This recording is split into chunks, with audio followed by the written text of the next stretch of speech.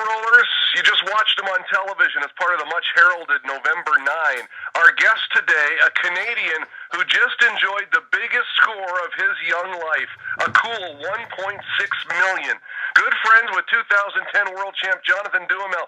Marc, welcome to the show. Thanks for being a high roller, man. Hey, guys. Congratulations on your sixth-place finish. I know you were hoping for more. I mean, you went in third in chips, so you had to have your sights on winning it. The cards didn't seem to be with you. How would you describe your final table experience? Yeah, like you say, I'm a little disappointed of the result, of course, but when I think of how I played and how things went, poker god weren't with me at all. So I'm pretty happy of how I played, and I wouldn't play differently. So there's no need to be depressed. So I'm happy with the cash. I'm happy with how I play and how I have fun at the table and gave a good show. Now, in 2011, I believe, maybe it was 2012, a $1,500 no-limit event. You came third, a final table at the Wsop. How did that experience help you heading into the final table? Yeah, it helped for sure. I have experience being at the final table, having people around cheering and all the atmosphere. I have experience, and it really drives me to really want to bracelet even more. So that's why it's a little bit disappointed, but I'm still happy of how I play. During the telecast, your buddy Jonathan Duhamel was interviewed during one of the breaks, and I found it interesting when he said that your rail at the Penn and Teller Theater was basically the same rail that he had back in 2010. That's pretty amazing. You guys are good friends, both at the main event final table. I mean, did you grow up together? What's the story there? Yeah, French-Canadian are a small group, so we all stick together, and we are all, not all good friends, but all buddies, and we travel together, and I think we are good at poker, so it really makes sense to see another Canadian make it far in the main event. Those people are crazy. It's really fun when you go deep and you have those people behind you. It's fun. Well, let's talk about the final table atmosphere at the Penn and Teller Theater, at the Rio. I mean, it's poker's marquee event. It's the showcase tournament in the world, and you've got all your fans there. But then again, so do all the other players. For our listeners that may never get the chance to take in a final table in that atmosphere, can you describe for them what that's like? And there you are in the middle of it. What is that like, Marc? It's really, really weird. It's like you're entering in really high-level sports. At some point when I was entering the final table, I wasn't even sure I was going to play poker. It was so crazy, and all the video and all the vibe and the atmosphere, I wasn't even sure I was playing poker. And then after the 2 or 3 first hand, I realized that it's really poker, and the stress just went down, and I was in the zone, and I was ready to play poker when I realized, it's still poker. Must have seemed like a George St. Pierre match there for a minute.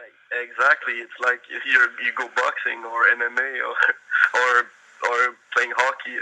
It feels like it's not even poker because it's so big, and you're not used to those emotions when you play at day 1A of the main event. You're not getting those emotions. Well, absolutely. I mean, it's a different level indeed. I mean, it's an experience very few get to have, so congratulations on that. Hey, I brought up George St. Pierre. I'm not sure if you're a UFC fan, but did you watch the fight on Saturday, and if so, do you have any thoughts on it? Yeah, of course, I watched it. I was in Punta Cana, mostly for vacation and party, but we all watched the George St. Pierre fight. If I have any thought, I thought Johnny Hendricks won the fight, even if I'm a GSP fan. I'm a big-time GSP fan, but I just think Hendricks won that fight if you base on the damage and atmosphere and all those things together. I think Johnny Hendricks won that fight. I was kind of shocked when they announced the result, even if I'm a George St. Pierre fan. Yeah, it was really unbelievable. I mean, the guy is destined to be one of the all-time greats at the UFC. Hey, listen, let's get back to the final table. As I mentioned off the top, you seem to be a bit card dead in the beginning. Started in third and chips, you sort of slip down a bit, you get a big double up, and then you get a bad beat. But in between, you start doing this run to the audience, this Lambo leap into the crowd. What was that all about? Was that to try to turn things around because you were so card dead early on? It was really improvisation. Since a long time, the rail starts yelling Larry Walker each time I was on the big blind, because it's a baseball player who played in Montreal. It really, his last name is Walker, so everybody was cheering for a walk. And like the first 4 or 5 times, even maybe more, either the dealer or the small blind raises, and I couldn't have a walk. And then the first walk I have, and people were cheering really, really loud. I say to myself, if I really had a walk, I got to do something. I can't just pick the small blind and empty. I got to do something, and that's when I just jumped in my rail, and in my head it's like, oh, act like you just won the main event. Maybe it's just a coincidence, but after that, momentum went my way, and I just grinded from maybe 15 million to 38 million. It was maybe it was a coincidence, but it really gave me momentum. Well, absolutely. Not many people in the poker world will ever get to experience what you went through. The final table with all the hype, all the hoopla. I know it's only a short time later, Marc, but do you have any thoughts on what you achieved, what you accomplished, and the experience that you had? It was. I have no word for what I experienced and how I learned from everything. It's really a one-time experience, and like Jonathan told me just before, everybody gave me some advice, but the best advice I had was from Jonathan, and he basically said just enjoy the ride. It's a one in a lifetime experience, and just like live every moment of it. It's really awesome. On that note, Marc, you seem to be the only guy there. I mean, the last few years, the final table has gotten more serious and more serious and more serious. I mean, and truth be told, there's so much money up for grabs. We can totally understand that. But as a viewer, sometimes when you're looking in, I mean, you want to see Phil Hellmuth go off. You want to see semantics. You want to see a guy jump into the crowd. Do you think poker's getting more and more serious, and should fun come back to the game, or is it completely understandable why people don't talk anymore? But yeah, it's a good point. I think I get the both sides. I mean, the guy who is shy don't have to make a show just because it's on TV. But at the same time, as a viewer, I'm expecting a little show and a little something. So if someone want to make something crazy, let's go. Let's do it. And it's good for poker in general. Just when people like players talk about whatever, it's better than if they had sunglasses and headphone and nothing happened. The public doesn't get to see what goes on behind the scenes. How busy are you guys with film crews from ESPN, from different television networks doing interviews about the upcoming main event? Was the press a big part of your time heading into the final table? I'll say one week after July, so 1 week after the final table was set, was pretty busy, and 1 week before the November 4th, but in between it's up to you if you can be quiet or you can go out and say to the media and make interviews. Myself, the month of August was just party month all the time. I really needed it, just like enjoying, taking a month off and just enjoy the moment. And on September and October, things was more serious for me. I started practicing again and playing and just keep getting better and keep and being sharp for the final table.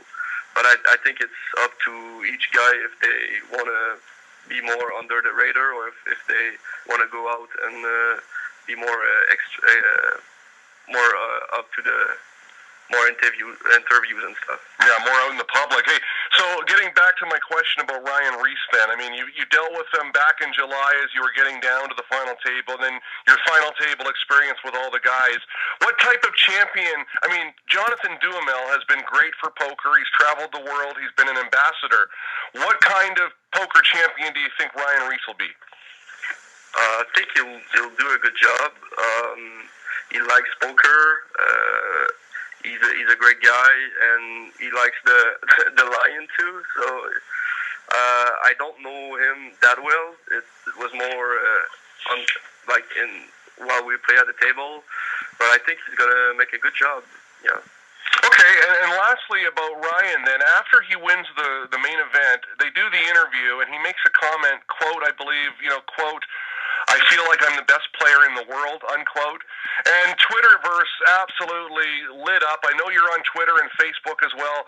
What do you make of those comments? Do you think he sort of snubbed the noses of some of the old-time veterans like the Mike Matisows, the Phil Hellmuths, the Ivies, those guys? Or are people making too much of it? I think people make a little bit too much of it. I think it was more in the emotion of he just won the main event, and you could give the guy a break. He can have emotion and be happy. If he was saying it one week after, maybe it's a little too out of line. But just after he win the main event, I think you can give that guy a break.